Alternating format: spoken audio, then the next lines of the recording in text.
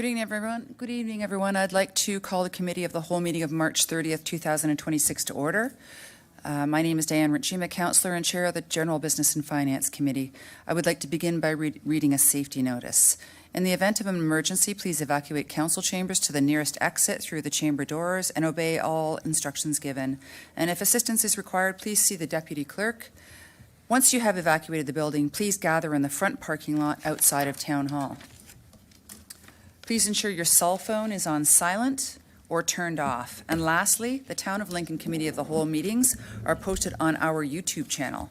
Closed captioning is available on all our videos by selecting the closed captioning button on the right of the video. Members of committee are in attendance. We have staff in attendance in person and remotely. Are there any declarations of interest?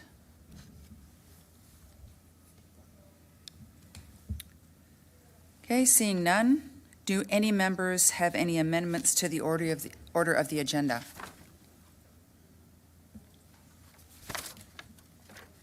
We have none, and we have no statutory public meetings. So on to the consent agenda. We are now considering the consent agenda inclusive of item bullet number 1, cancellations, reductions, or refund of taxes under Section 357 and 358 of the Municipal Act, FN 0126. Second bullet, 2025 Council Remuneration and Expense Report. Bullet number 3, 2025 Building Permit Fee Annual Report, FN 0426. Bullet number 5, Niagara Transit Correspondence regarding statistics and enhanced transit service policy.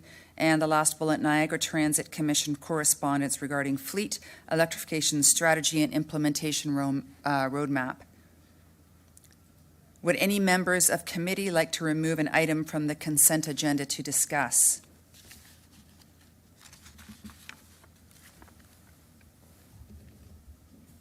Chair Micklett, go ahead. Thank you. Would it be possible to pull the correspondence regarding the electrification strategy? Absolutely. So we'll be dropping that, I believe, to the end of the agenda. Councillor Michalek. Thank you for that. I don't see anybody else. So would any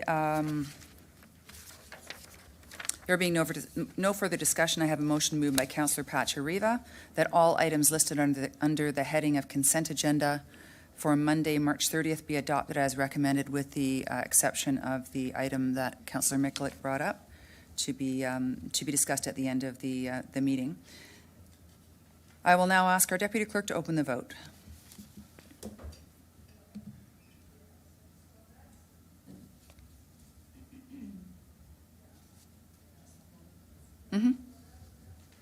Just one moment.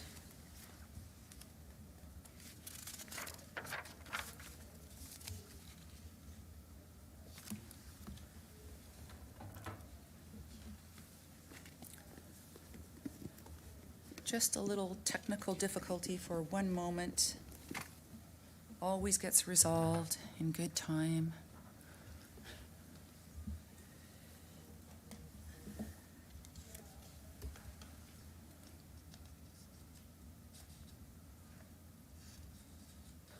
There we go. Thank you.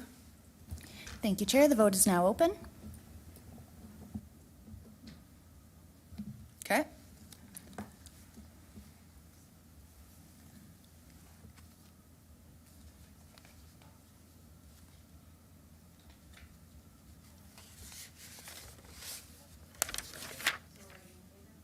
Yes, I am.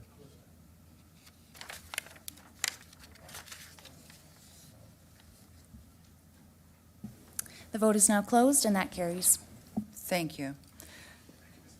We will now begin the General Business and Finance Committee agenda. Under delegations, we have no delegations this evening. For reports, we will now consider item 7.2.1, Water and Wastewater Policy, Report FN 0226. The Manager of Finance / Deputy Treasurer will provide comments. Ms. Hannah, please go ahead. Good evening, Mayor Easton and councillors. We are pleased to bring forward the proposed water and wastewater billing collections policy for your review and approval. In developing the proposed policy, we have updated and consolidated the 4 existing policies in a user-friendly format and integrated best practices while ensuring transparency and accountability. One of the major changes proposed in the policy is the realignment of the billing cycles. The town currently bills its water and wastewater on a rotating quarterly basis for 3 distinct areas. We are proposing a change to 1 bi-monthly billing cycle for all of the town's water and wastewater accounts. The switch would mean that bills would be smaller and slightly more frequent. Customers may identify unexpected consumption more quickly. All customers could receive communications at the same time, and staff time would be used more efficiently. The finance and communications teams have provided an overview of the communications plan to ensure all customers will be aware of and ready for the change in the billing cycle proposed for January 2027. The policy aims to balance financial sustainability with the needs of our customers, and we are happy to answer any questions you may have.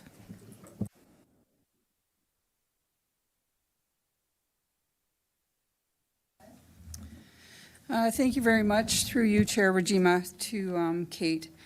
I think this is a great move. I think having smaller bills coming to the residents would make it a little easier to budget for, and paying more regularly on a smaller amount is good.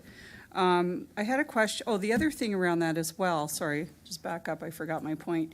When they're paying so far between, if they have a leak. So if they're paying, in a shorter time frame, if there's a leak happening, they're going to pick up on it a lot quicker than if a whole quarter of the year goes by and then you discover that you have this huge bill and something's been leaking. So I think it's great for that.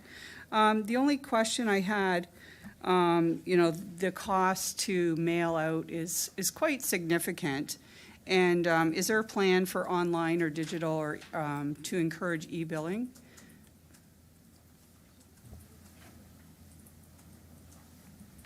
Through you, Chair, to the councillor. Yes, we are going to continue to move more customers towards e-billing and the online accounts in order to reduce the mailing costs and postage. As well, there is the Water Smart program, which we do encourage all customers to sign up for so that they can get alerts about any potential leaks as soon as possible. Yeah, no, that's great. I think this is a really good move. So thank you very much for the report. Thank you, Chair. Thank you, Councillor Timmers. I don't see anybody else in line with questions, so I have a question through myself to you. My question is, with encouraging people to sign up for the water alerts, how many people are signed up for that? Because that's a great, I've seen that quite a few times over the years where people are shocked to find a massive water bill and they don't know what it is, they don't know where it came from or why. And then I've heard other people say, well, I signed up for that alert and I received an alert and I became aware that I had a leaky toilet or something. So of all of our water ratepayers, how many would you say are signed up for that? Or do you know? Through you, Chair, to yourself. Our manager of accounting is estimating about 25% of our accounts. So it's definitely something we would really like to see more people enroll for. I've taken a look at the portal. It's a really great tool. It's a really great option for people. We do try to promote it with our bills, in our inserts, and so far it's been about a 25% uptake. Yeah. Well, there's a lot of stuff to read in the world, so and you also take the time to go, to log in and to put in your email address, and there's so much of that going on. It's hard to redirect people's attention sometimes. But what will catch people's attention is if you have a big water bill, and then you learn that there is an option to be notified. So, thank you for that. I don't see any other questions on this item, so.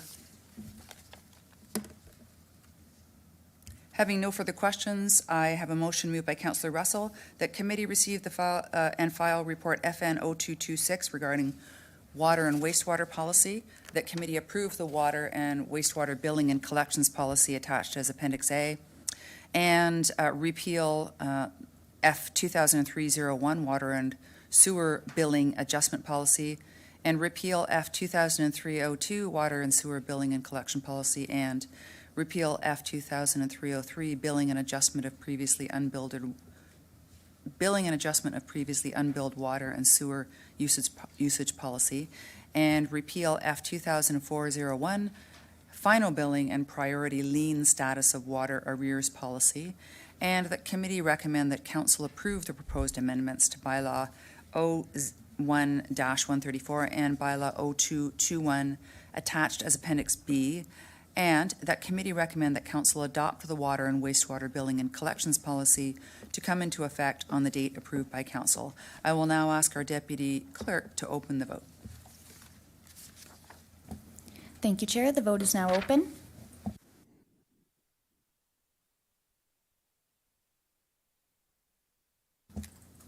The vote is now closed, and that carries. Thank you for that.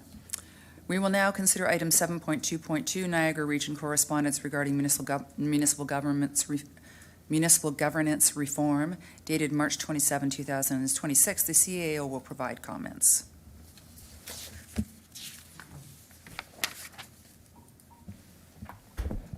Through you, Madam Chair, to the Mayor and members of Council.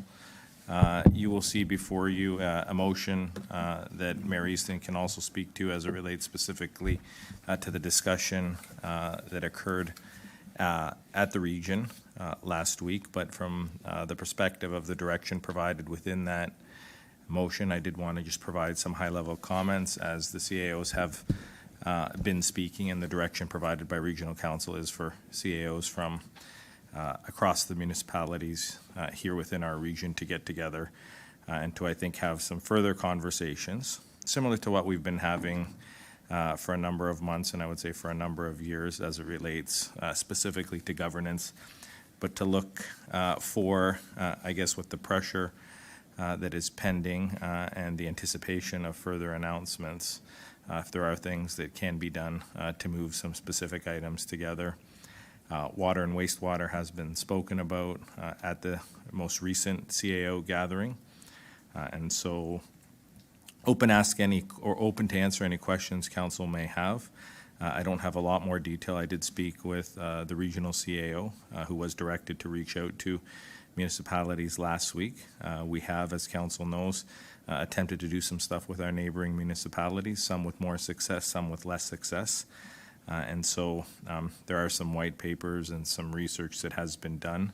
I think the first step that he endeavors to do is to see if we can make some of that information public and to start having more conversations on that. So I don't know if the mayor has any additional conversations from a regional perspective, but I am here to answer any questions council may have as well.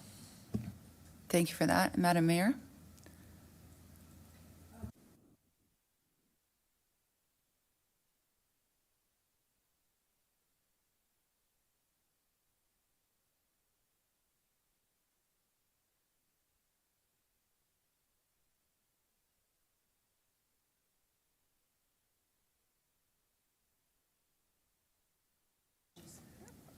Okay, thank you very much, Madam Chair, and thank you, Madam Clerk, for putting this on the committee agenda. I think it's important and timely because there are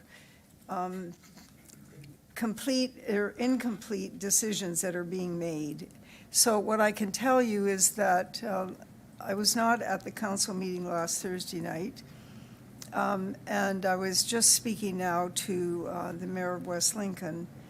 There were some discussions about reform, but there wasn't anything to add. There's nothing that I can tell you that, but there were discussions about going forward. We're looking at a letter today, but it's incomplete, that the 8 councils who wrote the initial letter have now requested the 4 municipalities that weren't included, whether or not they would step forward and be part of an additional letter. So we're looking at that now. The CAO and I are looking at that now. This, I think, fits in partially with that, particularly the elements that put this in the hands of the CAOs operationally to look at what they would consider to be, I'm going to use the word expeditious approach to reform changes.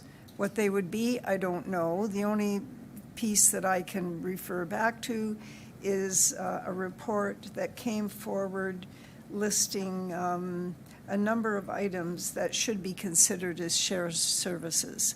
I would say that that exercise, when it occurred, I think maybe last summer, I think it probably was last spring, last summer, it wasn't successful. There were a few items, and Madam Clerk made one presentation on the 2026 election that I know that she presented on to this council prior to her meeting with the region. She presented at the region. So this is going around and around in a circle. I'm doing it purposely because I want you to understand that this is not straightforward. And we also don't have any information from the province. So I think that this motion, as it stands, is one that I would support. I really don't agree with a couple of things in it, but it doesn't really matter. At this point, what we want is a moving forward agenda. And so I will support it based on that. We need to show the province that we are able to work together and that we have a common agenda. Thank you. Okay, thank you, Madam Mayor. And just for clarification, the motion you're referring to is the one that was passed by Regional Council last week? That's right. Okay, thank you. So I'm going to open it up for questions. Madam Mayor, you're in the queue. I don't know if you meant to. Okay. Sorry, can you just Yeah. Go ahead. Keep in mind, Council, that what's included in this motion that's presented here, a lot of this was already looked at. This was the motion, the original motion that was made by Council immediately after the Chair Gale sent out his letters. This was the response, okay? So there's things in there that you're going to see again. Thank you. Yeah, thank you, Madam Mayor. I know that the motion that was passed was just slightly altered from the one that was passed at the previous council meeting, regional council meeting that I attended on March 20, whatever it was. It obviously wasn't March 26th, but it was a while back. I don't see any questions on the board. Nobody has any questions? I do have a question about that motion, and I think it's through to the CAO. The motion from the region, the second bullet speaks about the CAOs establishing a scope of work. I would imagine at this time you haven't had that discussion, but apparently there's a meeting set for April 8th. That's what I heard, or it was said during that meeting.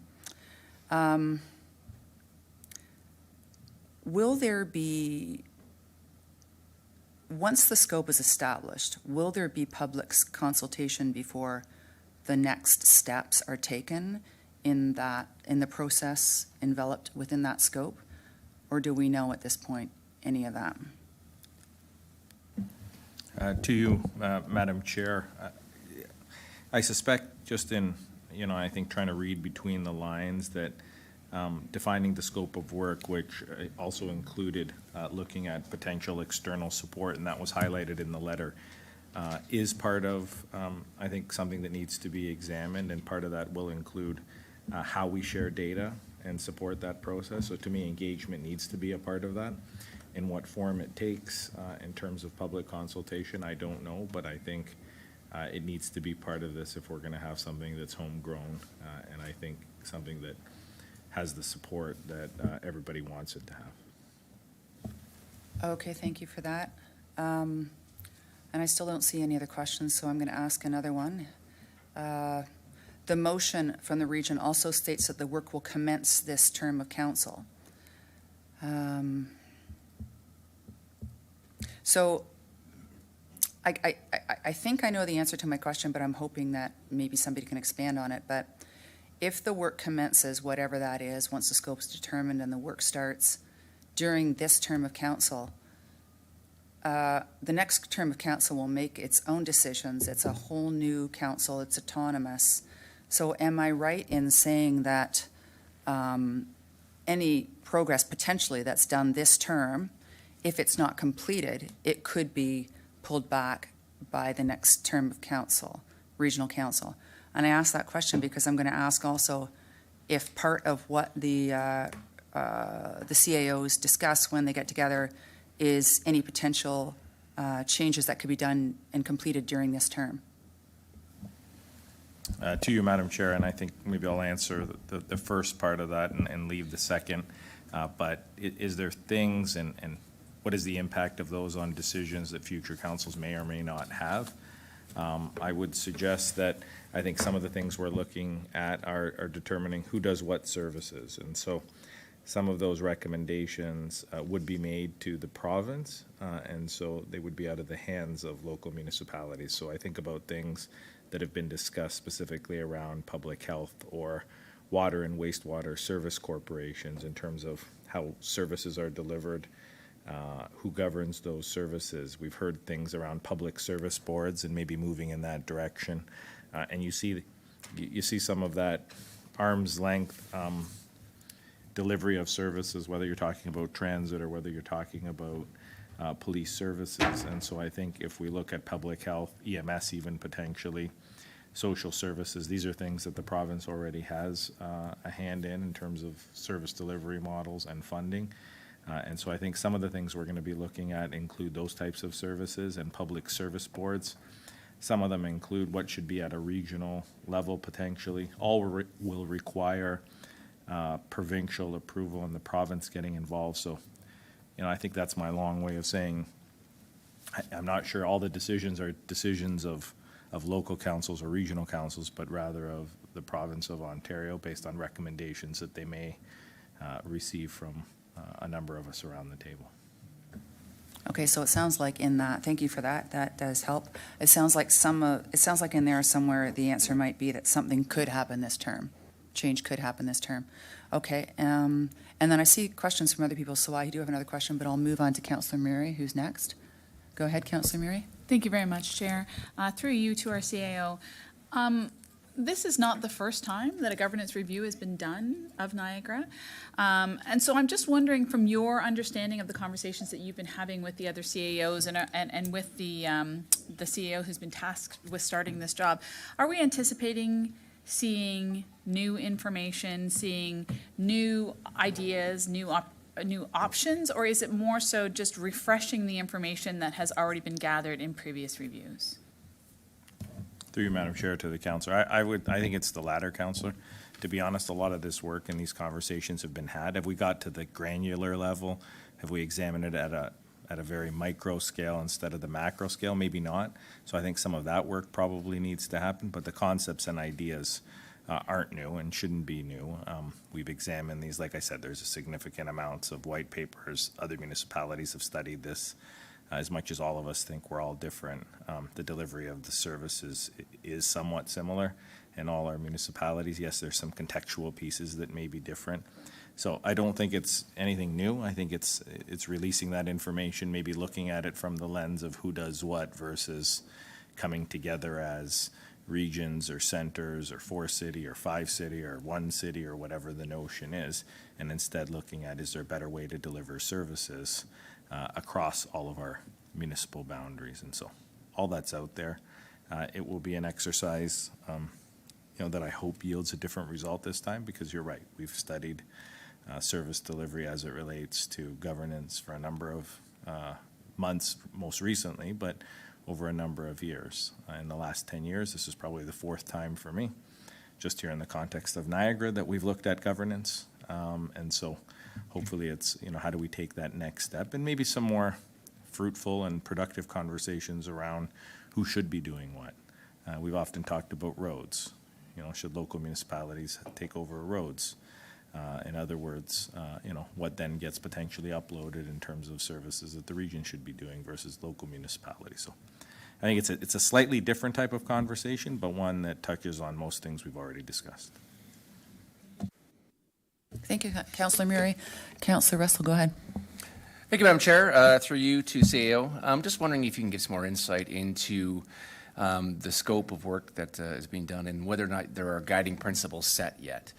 And what I'm referring to is, again, do we have an idea yet if we're trying to improve efficiencies to reduce costs for our taxpayers? Are we trying to improve efficiencies to reduce cost and then shift that cost over to infrastructure?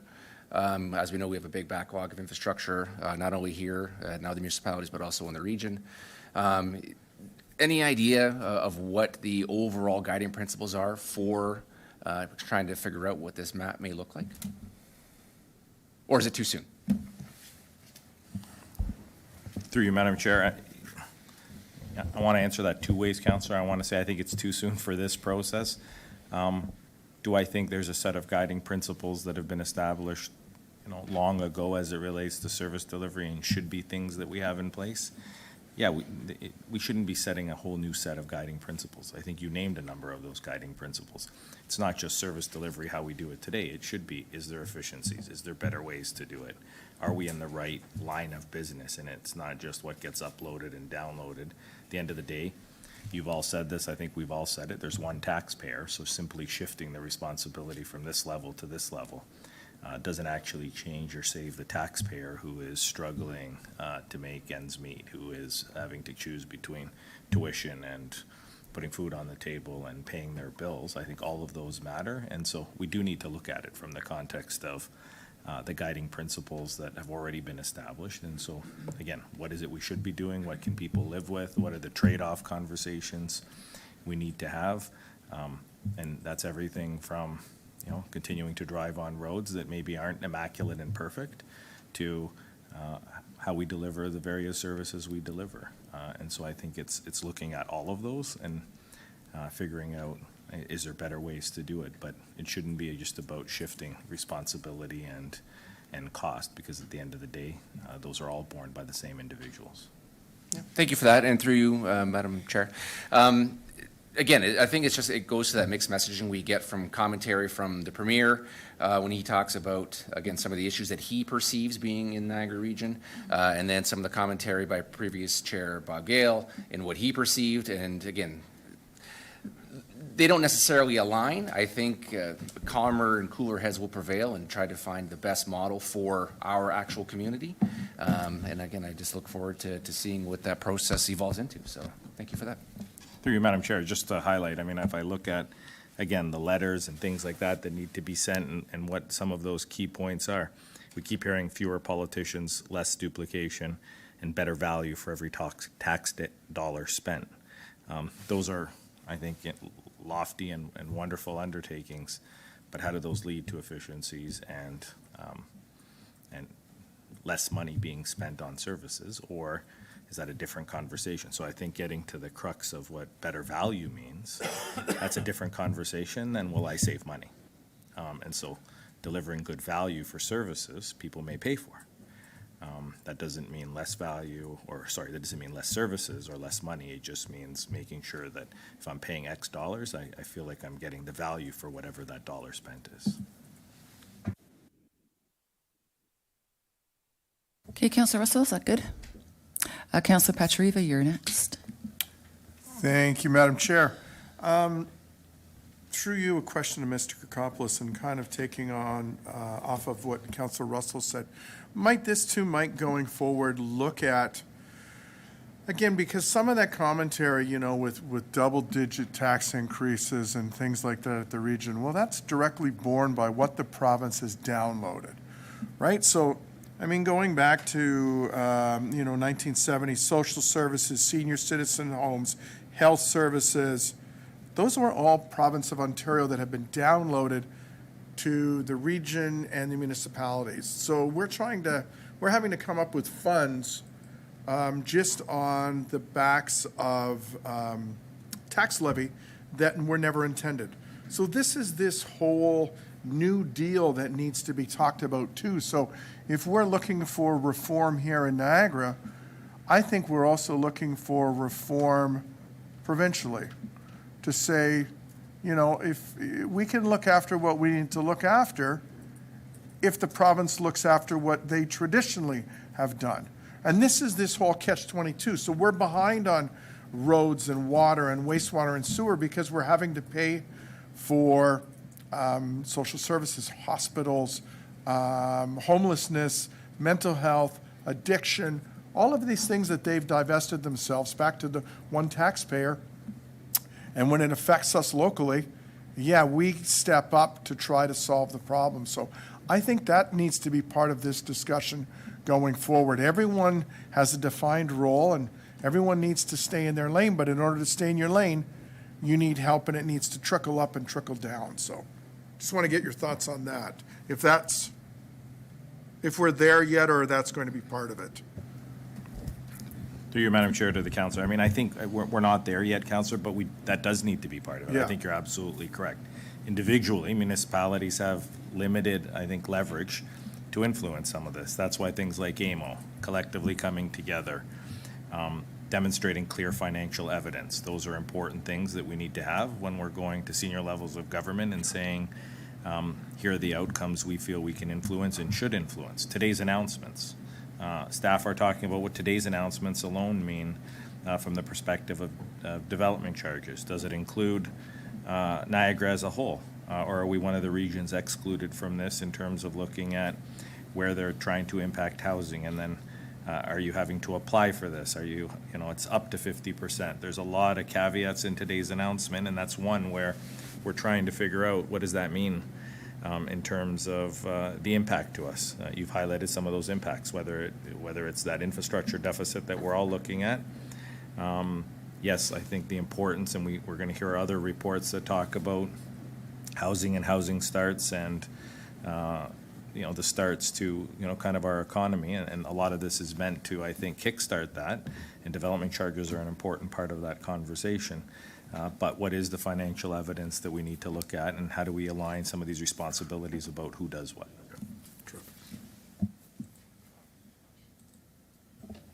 Okay, thank you, Councillor Patrieva. Mayor Easton, you're up now. Go ahead. Thank you very much. I think this is a good comment, because at the present time, the process whereby we are informed as a community about those deficits happens at budget time. Public Health will come in and they will provide us with a report in somewhere between May and July, and they will identify what those gaps are. And the same will happen with homelessness, et cetera, et cetera. The chair will be directed by council to send letters to all and sundry to let them know this is what our projection is, and that's why the HARP money came through. So it's not always unsuccessful, but it's always cap in hand, and it's always after there's a big expenditure made, which puts a lot of pressure on the system.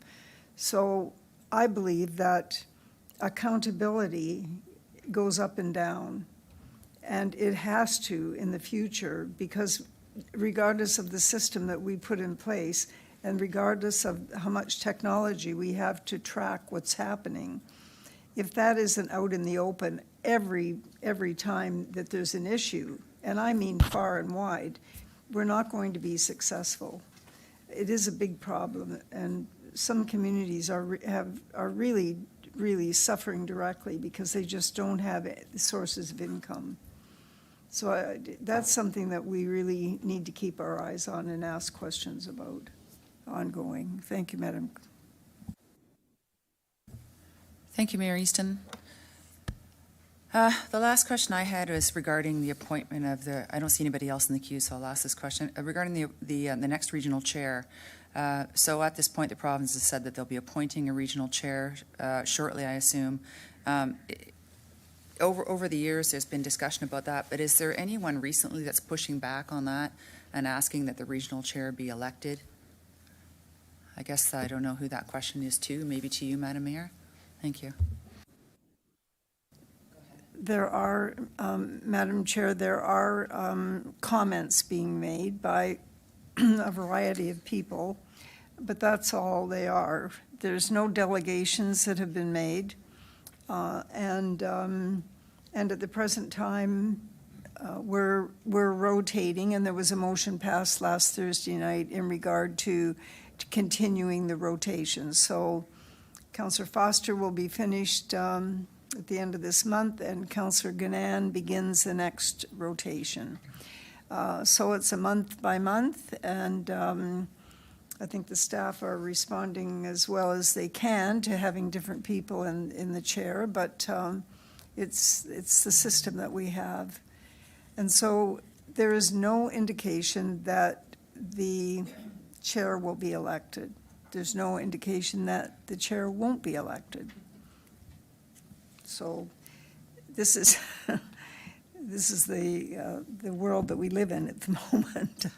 Okay, thank you. Well, it sounds like, I mean, priorities shift for people over the years, and I know that a lot of people had a lot of concern about that at one point, but then other things end up on the front burner. So, yeah, thank you for answering that you. question. It doesn't sound like it's priority at this time. There's enough going on with people, but it would be, I think, really good to have the regional chair elected again, and good for everybody. Okay, so there being no further questions, I have a motion by Mayor Easton that committee receive and file for information the correspondence from the Niagara Region dated March 27th regarding municipal governance reform. I will now ask our deputy clerk to open the vote. Thank you, Chair. The vote is now open.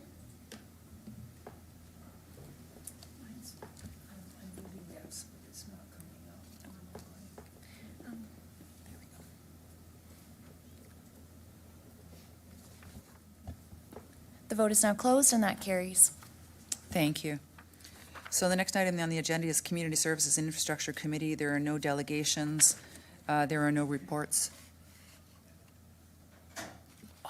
Right. Okay, thank you for the reminder, Councillor Mikulik.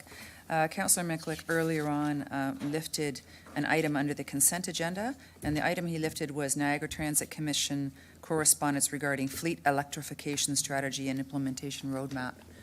And if you want to come into the queue, Councillor Mikulik. Go ahead. Thank you.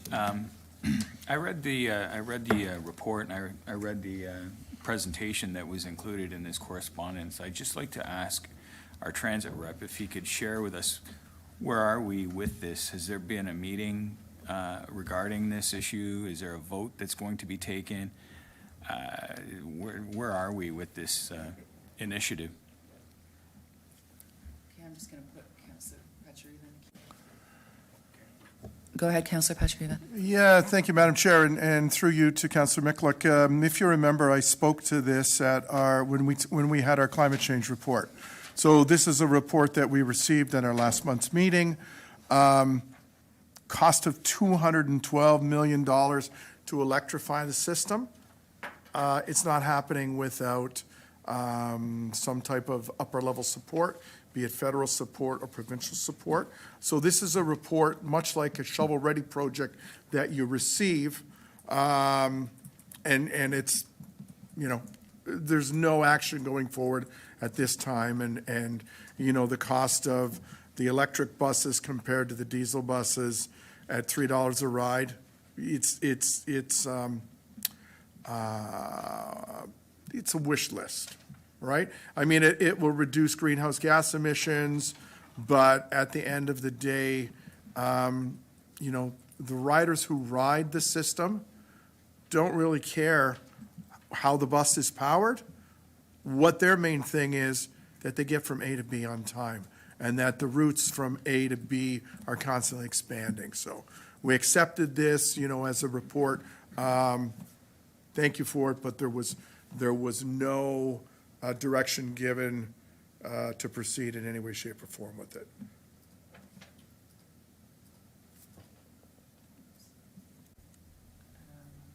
Okay. Go ahead, Councillor Yeah, Nicolak. Okay, that being said, so when do we expect the Transit Commission to make a decision on this, or what sort of funding are we hoping for, thinking that is an appropriate amount? Because it's 220 million or so. It's like almost $250 million, and I think at this time, given the region's financial situation and this affordability concept, I question this at all. Even spending 50 million, much less 200 million. Are we going to, as a council, be able to weigh in prior to this decision being made, to share our opinion and feedback to yourself before you make a decision on behalf of council?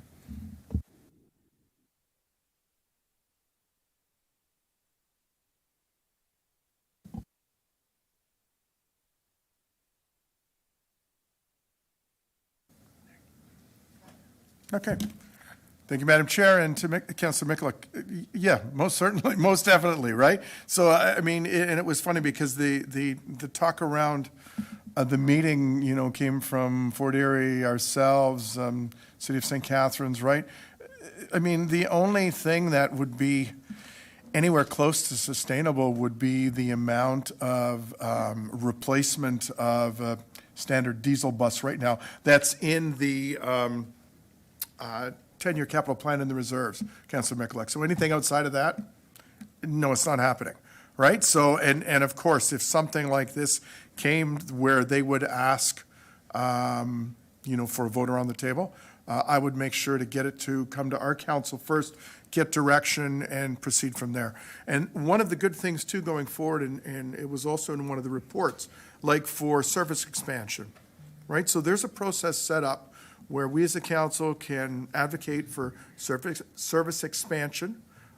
You pay that extra amount for that service, but knowing that Fort Erie is switching from on-demand service to a fixed link this year coming up. So it's going to free up demand in the on-demand service. So we've got about here, there was, because I've got the information on my phone, I asked, thinking some of this would come up today. So last year, our total trips were 22,219. 6% of the times they arrived late, 4% they were canceled. So hopefully with this new capacity in the system, it'll reduce those two numbers.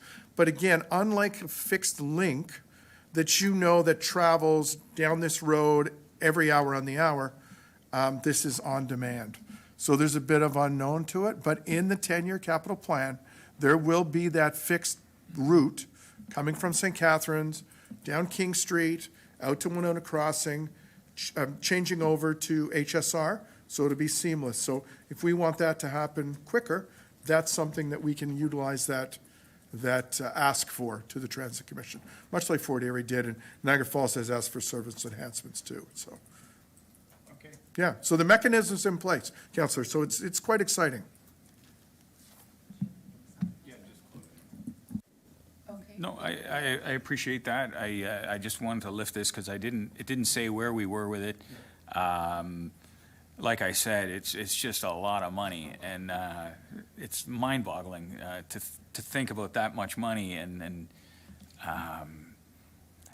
I don't even know what to say. Like, I'm speechless. But when it comes to that sort of money, it's you know, and even if the government was, you know, teasing us with, you know, money, contributing a share, it's still, I don't know if it's feasible. I can't think of an electric car company within North America or a bus manufacturer that's all they do. And you buy these buses and the company goes broke. Who's holding the bag, and where are the success stories with these buses? There's 100 questions that, you know, when time to deal with, I'm hoping that we're going to be asked for opinion. And so thank you very much, and I feel better now.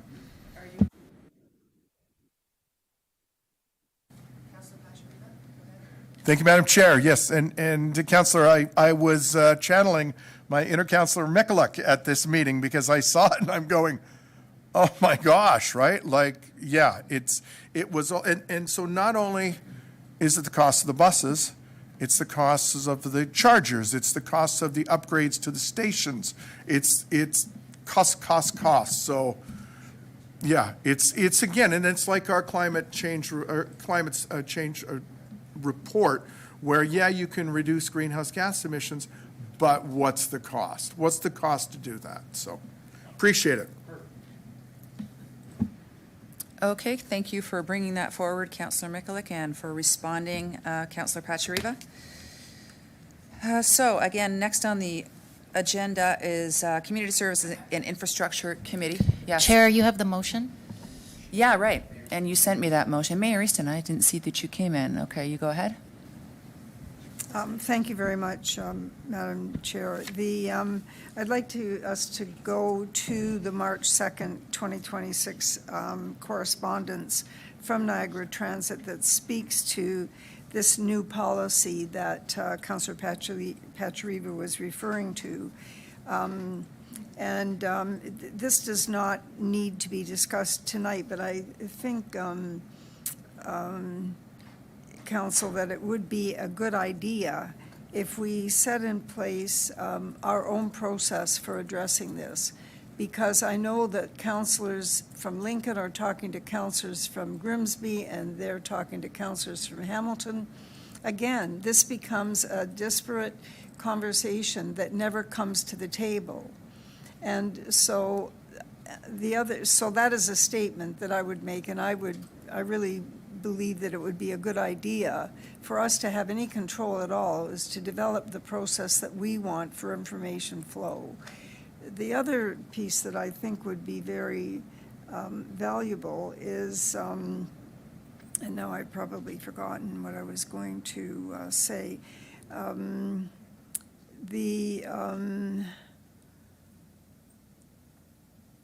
so then, the timing, I'm not sure, I think it was the strategic plan, Councillor Pachariva, through you, Madam Chair. Are we looking at 2027 as the earliest date to implement that line, or is it 2029? Do you know that? I thought I saw a date.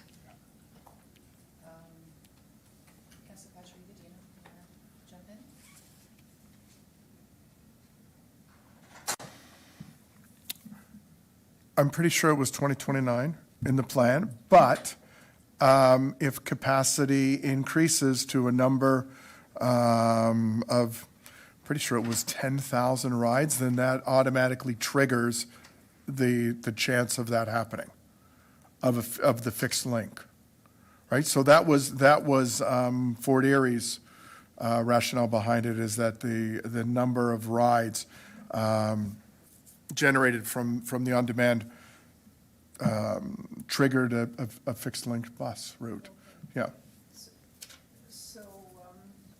So, Madam Clerk, again, I would suggest that there be some internal mechanism sorted out with the CAO and Councillor Pachariva in order to determine how we're going to go about keeping this information top of mind. We don't want to wait and, it's the end of March already. Time just keeps flying by. Decisions are being made of some sort or another. We need to get some internal control on this. And we also don't want to miss an opportunity. I mean, how many times did we have a roundtable where, with business, where the issue of transportation for their workers came up? It was the first item every time. So anyway, that's just my comments. I think it would help Councillor Pachariva with his own work sitting on that committee if he knew better where does the town stand. Okay, thank you, Madam Mayor. Councillor Pachariva, the CAO isn't here. I heard a request for the CAO and you to connect. So if you want to speak to that, I'll let you in. Yeah, thank you, Madam Chair, again.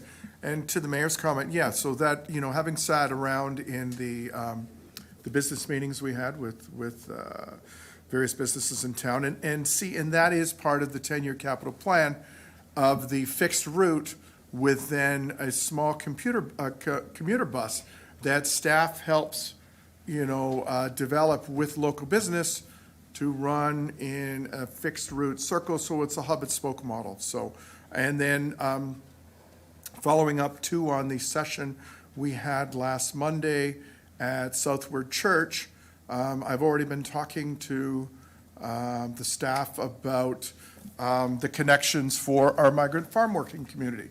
It was brought up there that, they're able to use the on-demand service to get around. Connected the pastor with staff. They do an outreach program and also looking to bring a motion forward to our next meeting to develop a pass for the migrant farm work community because they're mostly minimum wage workers, much like the ODSP program. And talking to staff and the powers that be up there, they thought that was fantastic, right? So, and again, they've mobilized this group to go out and to educate and to tell people this service is here, this is how you can do it. So quite exciting, and again, I want to thank Councillor Reimer and Director McKay for organizing that session last Monday because it was quite eye-opening. And again, when you're sitting in something like that and you can see the missing parts, it's up to all of us to help close those gaps. So was very excited about that. So thank you. Thank you, Madam Chair. Thank you. Councillor Russell, go ahead. Thank you, Madam Chair. Through you, just again, a comment on, again, to the Mayor's point about the path ahead. I think, again, it is important for us to have that grander discussion, and maybe having that fixed route option is something that can help, again, get the costs aligned, because, again, the current model that we currently have is, again, if you do the math based on the last quarter, and I discussed the numbers from our treasurer, is that, again, it works out to basically like $80 to $84 a ride that it costs the town of Lincoln to put somebody on one of those transit pieces in Lincoln, which, again, is exorbitant. So if and when we get to that fixed space route, again, if that can come down, I'm not sure how much of that goes to the overhead at the NRT, but, again, the overall numbers at this point aren't sustainable. Hopefully, they will be, when you get a larger number of users divided by hopefully a lower cost, it's something that will become more manageable over time.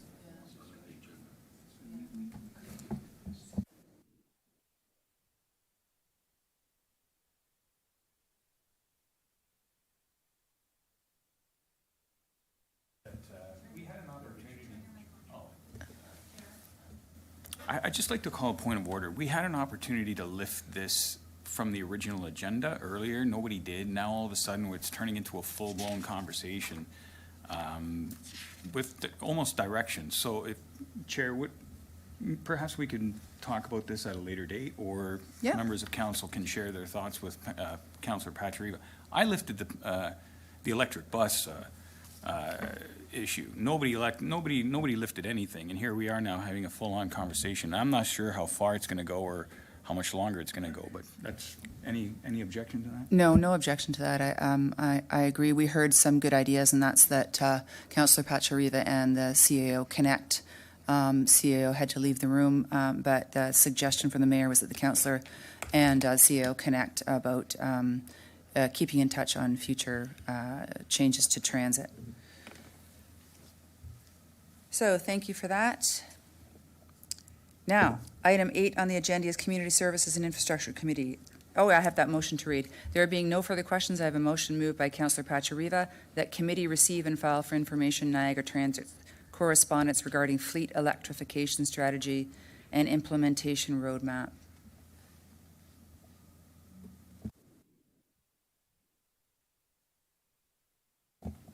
The vote is now open.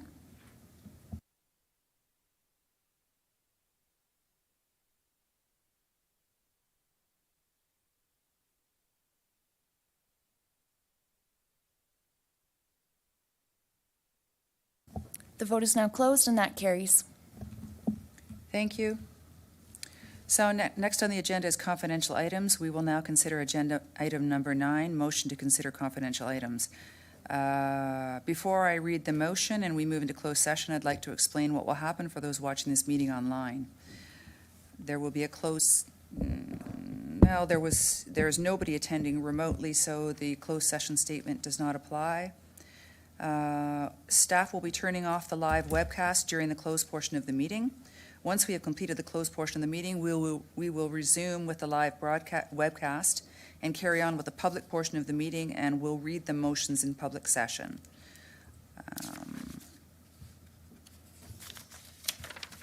I will now ask the Deputy Clerk to conduct the closed session statement for the, oh, no, we're not doing that. Okay, we're ready.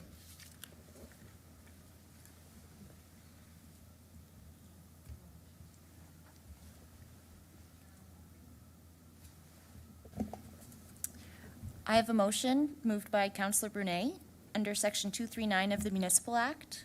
Notice is hereby given that committee, oh, my apologies, that's the wrong motion.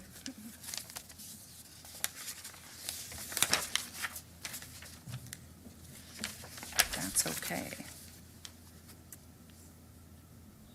Excuse me, Chair. Yeah, Page 9, yeah. at the bottom of the page, that's the motion. Right. I have a motion moved by Councillor Brunet. Under Section 239 of the Municipal Act, notice is hereby given that committee adjourned to closed session in order to address item 9.1 as follows. Pursuant to Section 239 2B, personal matters about an identifiable individual, including municipal or local board employees. I will now ask our Deputy Clerk to open the vote. Thank you, Chair. The vote is now open.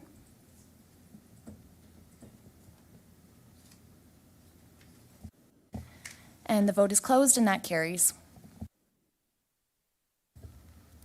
Thank you. Staff will now proceed with the technical requirements to move into closed session.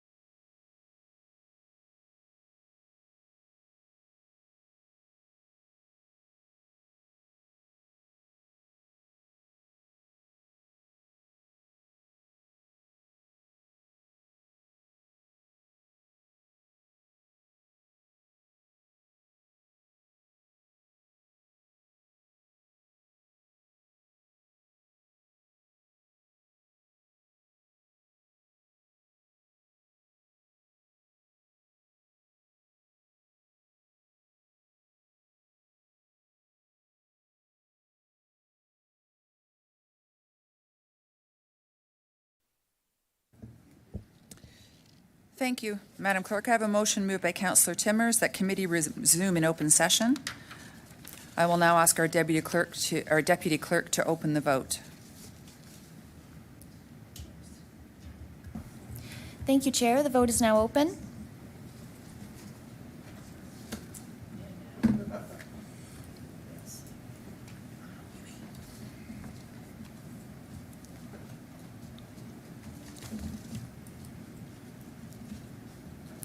The vote is now closed, and that carries. Thank you. I have a motion moved by Councillor Reimer that committee receive and file the confidential update, that staff move forward as directed in closed session as it relates to item 9.1 pursuant to section 239(2)B, personal matters about an identifiable individual, including municipal or local board employees. I will now ask our deputy clerk to open the vote. Thank you, Chair. The vote is now open. The vote is closed, and that carries. Thank you. Do we have any committee remarks?